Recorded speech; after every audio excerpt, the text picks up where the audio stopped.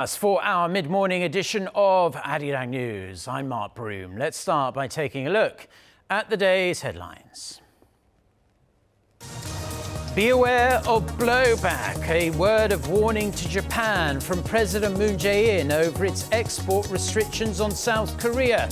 He says the curbs could backfire on Tokyo as they could erode trust among Japan's other global trading partners. The top US official for the East Asia and Pacific region is due in Seoul for a three-day visit.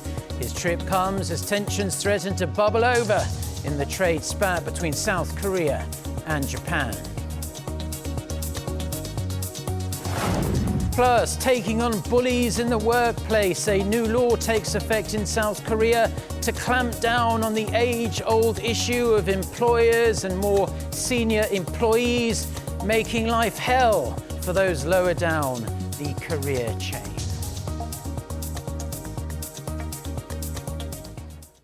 Our top story this morning, President Moon Jae-in has issued his starkest warning yet to Japan over its unprecedented trade curbs on South Korea. He made clear on Monday that the tech-related restrictions will do more to hurt Japan's economy. The South Korean leader also underscored his administration's rock-solid resolve to never succumb to Japan's baseless trade pressure. Our Shusenjo starts us off.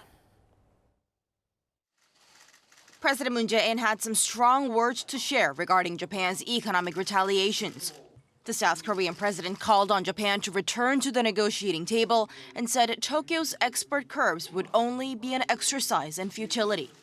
일본과의 제조업 분업 체계에 대한 신뢰를 깨뜨려 우리 기업들은 일본의 소재, 부품, 장비에 대한 의존에서 벗어나 수입처를 다변화하거나 국산화의 길을 걸어갈 것입니다. 결국에는 일본 경제에 더 큰 피해가 갈 것임을 경고해 둡니다. Speaking at a weekly meeting with his top aides, the president said Japanese export curbs targeting local firms are posing a roadblock to the Korean economy at a time when it's looking to take the next step forward. He said this rings especially true given that semiconductors form the backbone of the Korean economy and its competitive advantages. The president emphasized that Korea has overcome similar economic adversities in the past and would do so again with united public support. Also pointing to Japan, the president blasted Tokyo's claims that Seoul had violated international sanctions by re-exporting banned goods to North Korea. Moon said these allegations were a grave challenge to the South Korean government, which has devoted all of its efforts towards peace on the Korean peninsula within the framework of UN sanctions. 이번 일을 우리 경제의 전화위복 기회로 삼겠다는 정부의 의지는 확고합니다. 정부는 외교적 해결을 위해 모든 노력을 다할 것이지만 한편으로 기업이 이 상황을 자신감 있게 대응해 나갈 수 있도록 필요한 모든 지원을 아끼지 않을 것입니다. He also indicated that his administration is open to discussing alternative to its recent offer of setting up a joint fund by Korean and Japanese firms to compensate the victims of forced labor. Moon added that the Korean government does not see this as the only solution, perhaps leaving the door open for a diplomatic solution.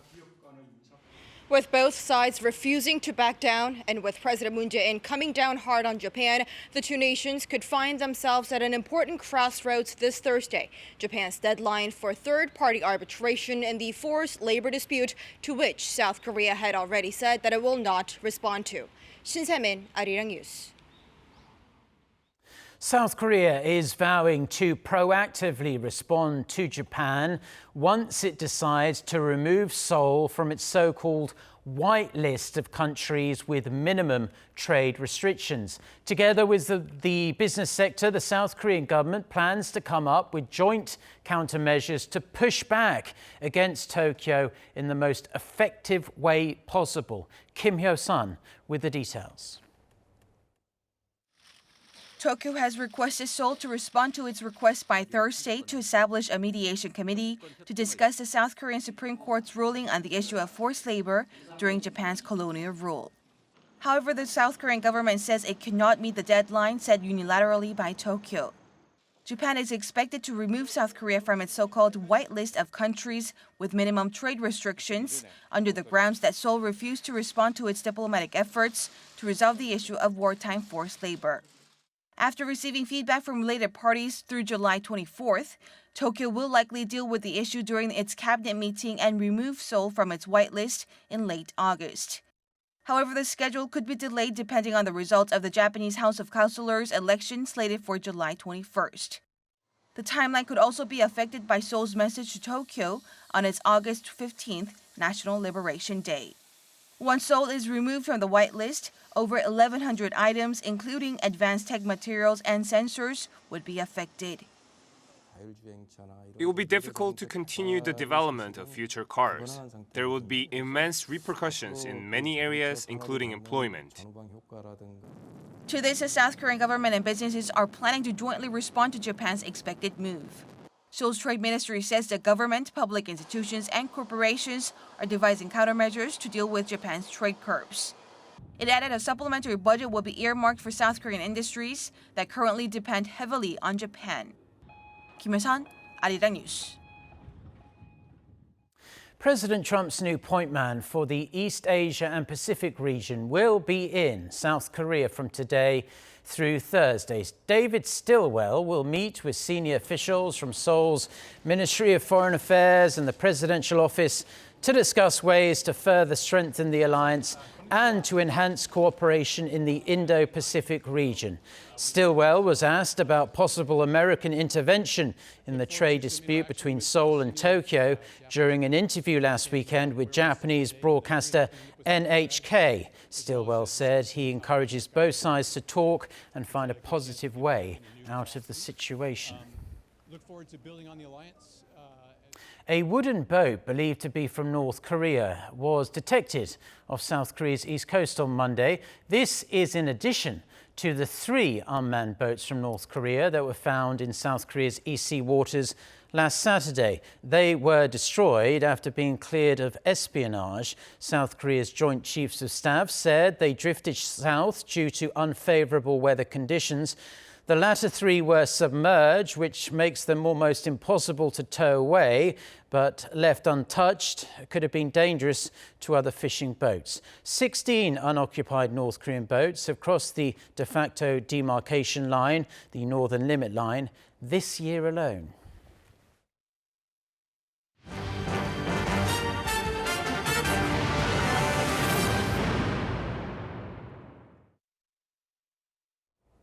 Some much-needed changes are set to take place in workplaces across South Korea. Gapjil, which refers to harassment and power abuse by superiors over their subordinates, will now be punishable by law. A new law designed to prevent workplace bullying takes effect today, giving the victims legal protection from this kind of behavior, which has unfortunately become more commonplace in South Korea in recent years. Shusenjo with the details. Constant messages from your boss after clocking out for the day. Being forced to drink copious amounts of alcohol because you were late to a company dinner. Being told to make coffee for everyone because you're a female worker. All these forms of harassment that were once overlooked, even condoned in South Korea, are now punishable under a new workplace anti-bullying law, which took effect Tuesday after a 6-month grace period.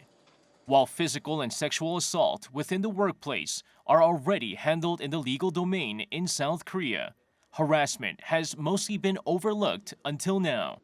The new law stipulates that workplace bullying is defined as incurring physical or mental suffering or worsening the work environment when employers or workers use their status or power and act beyond the proper scope of work. This law covers all workers, so even when an employee harasses another employee, the law protects the victim regardless. If workplace bullying is reported, employers are required to immediately investigate it and take proper actions to help the victim or victims.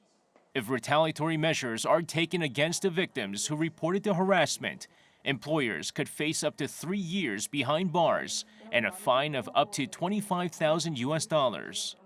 However, the law does not stipulate the appropriate punishment for the perpetrator, which legal analysts say is the law's weak point. A separate law also took effect on Tuesday. It stipulates that stress stemming from workplace bullying is considered an industrial disaster and allows for compensation. The new anti-bully law is expected to root out so-called 갑질 in the workplace in South Korea. 갑질, a recently coined word, refers to abusive acts by people in positions of power or those under their influence. 이승재, Arirang News. A new documentary film by a Japanese-American director looks very closely at the issue of Japan's wartime sexual enslavement of women and girls from the viewpoint of scholars and social activists.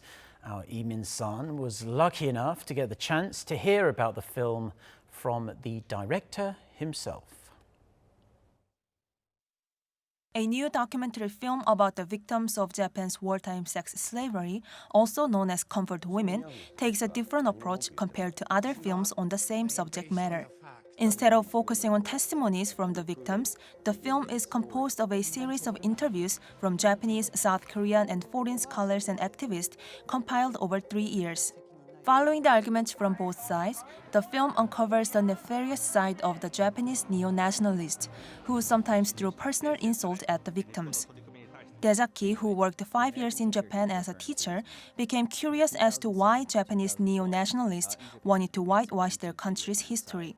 That's when he learned about Takashi Uemura, a former Asahi Shimbun reporter who received heavy flack for an article he wrote on the issue. I felt very connected to his story because I was bashed also for my videos on racism in Japan. So I was just curious why they wanted to erase this history of the comfort women issue, and just like they wanted to erase my video. Starting off as a graduate school project, the film was invited to the Busan International Film Festival last year and gained international spotlight. I understood from the very beginning that my background as a Japanese American was a huge factor in making the film. I don't think I would have gotten a lot of the interviews I got had I not been Japanese American. So the fact that I was a male Japanese American really appealed to a lot of people in that I was kind of like a third party. He explains that knowing the context of the comfort women issue is the key to finding a solution for both Japanese and Koreans, and hopes that his film will provide a good introduction to the complicated issue. The film will be released in theaters in Korea on July 25th, but it already screened in Japan since April, to surprisingly positive reviews from the public, though Japanese neo-nationalists were not happy with their interviews in the film and even sued the director. People who didn't know about the issue at all are saying that they really appreciate that the film was made and that they can understand this issue on a deeper level. So the reception has been really, really good in Japan. It's a positive thing, because otherwise if people don't talk about it, people don't know about it, there's no way that this situation can change. Regarding the recent trade sanctions adopted by the Abe government in protest of the forced labor issue, the director expressed his deep regret. He said human rights issues should not be dealt with in such manner, at least not in the manner currently being shown by the Japanese government. However, just as the director hopes, a constructive discussion seems to be taking place already. Tokyo University has invited students from Seoul to watch the film together and have a discussion in August. The director will also go on a tour of universities in the United States in September and October to present the film to wider groups of audiences. Lee Min-sun, Arirang News.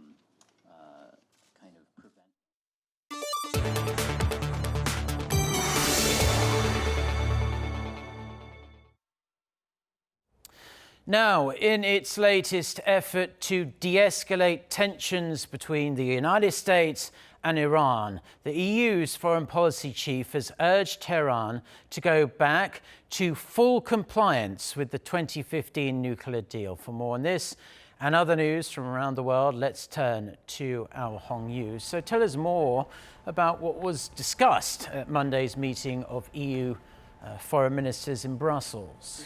Like you said, Mark, the European powers tried to persuade Iran to reverse its course and go back to complete compliance with the 2015 nuclear accord. They tried to avoid the collapse of a deal that had proved effective in keeping the Iranians from developing nuclear weapons. Iran decided recently to no longer abide by the deal's obligations and increase its stockpile of enriched uranium as their relationship with Washington deteriorated. Yet Spanish Foreign Minister Joseph Borrell, who will take over from Federica Mogherini after she steps down as the EU's foreign policy chief in November, said the deviations are not significant enough to assess that Iran has broken the agreement. In efforts to save the unraveling agreement, the EU is trying to help the Iranian economy that has been crippled due to U.S. sanctions. France, Germany, and the UK have developed a new financial mechanism called INSTEX to continue trading with Iran despite Washington's punitive measures.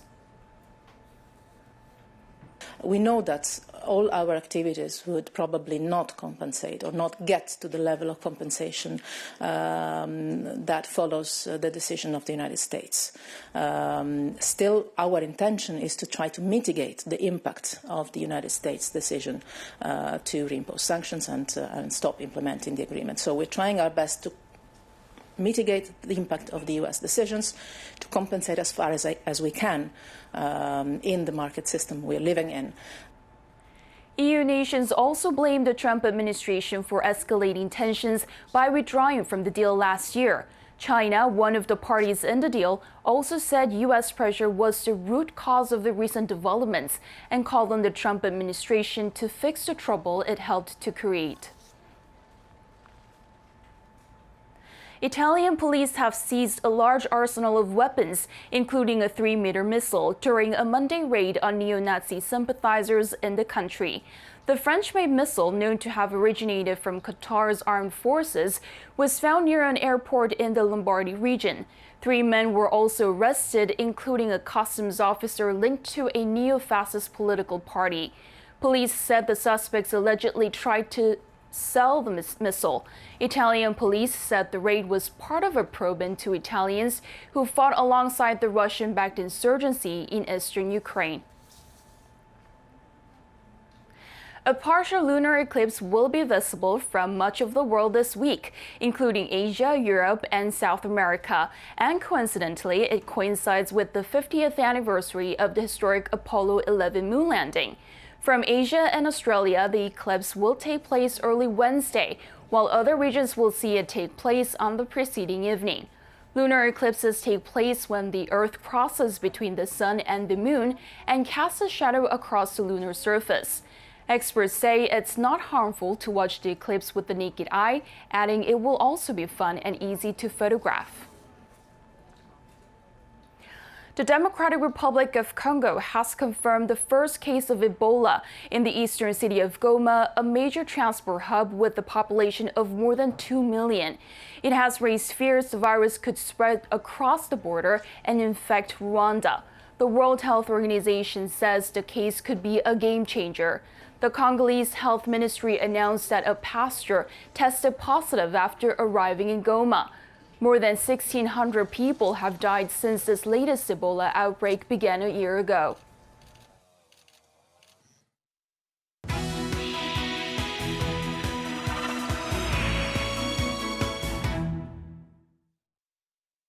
Time now for our Life and Info segment, where we focus on information useful for your everyday life. And as the summer vacation season begins, it is vitally important to be aware of the various health risks that can arise while traveling. So, South Korea's Ministry of Foreign Affairs is asking travelers to check local disease risks and get the required vaccinations to ensure they stay safe. Our Park Se-young with more.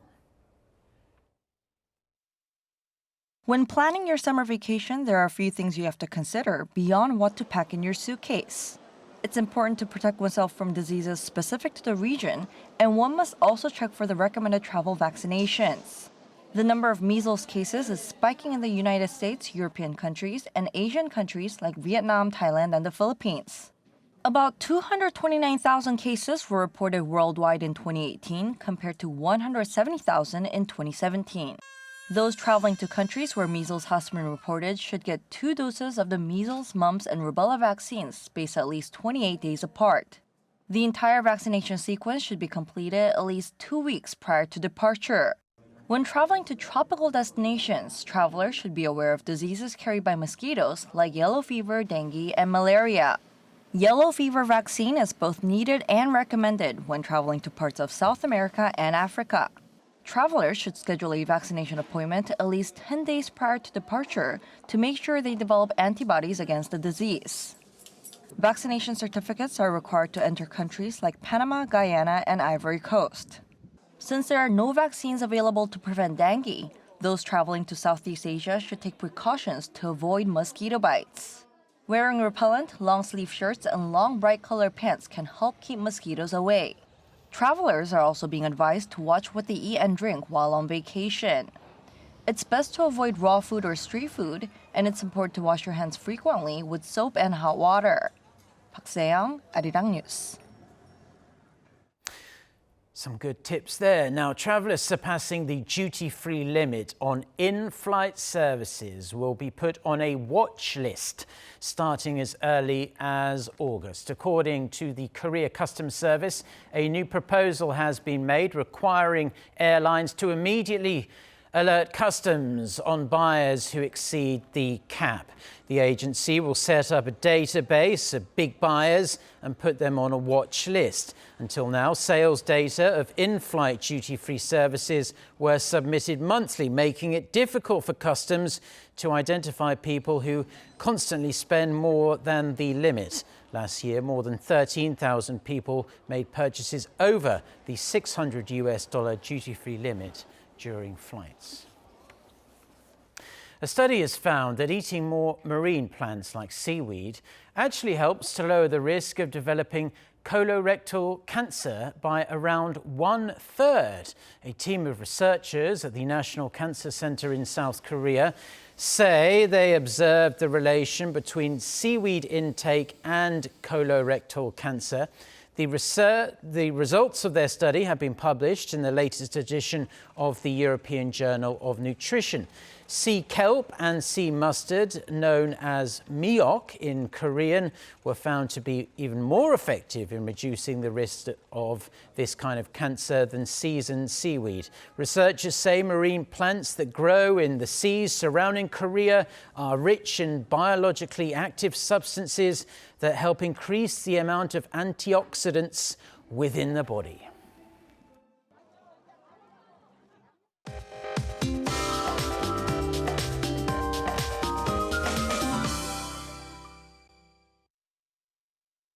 Good morning. Keep an umbrella handy as we're expecting passing showers again across much of the country throughout the day and into tonight. Intense downpours and storms are possible at times, so please be aware. Temperature-wise, we will notice a rise in the mercury. It's going to be 3 to 4 degrees higher than yesterday, but you know that passing showers could bring down highs a bit. And thankfully, we are having normal air quality today. But the warm and humid weather will make a lot of us uncomfortable in the afternoon. So let's take it easy, and keeping hydrated is key. Sunshine returns for Seoul on Wednesday, but southern regions will see frequent showers later this week. So upper regions will have to endure high humidity under mostly sunny skies with warm highs. So we can expect to stay firmly between muggy and tropical for the time being. That's Korea for you, and here's the international weather for viewers around the world.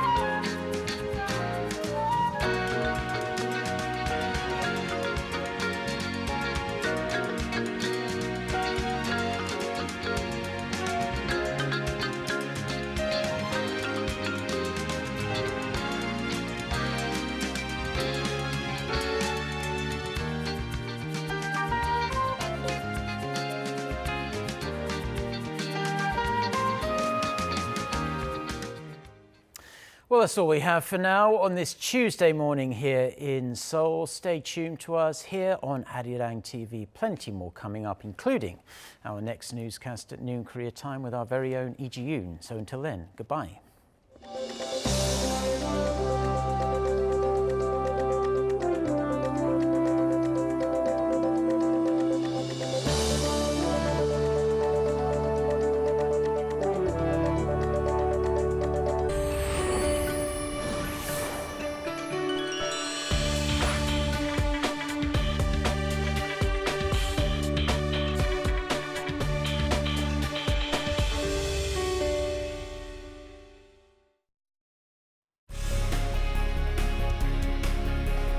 What can this door be?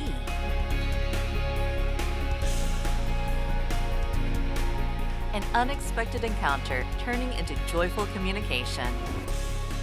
An unfamiliar smile turning into a warm welcome.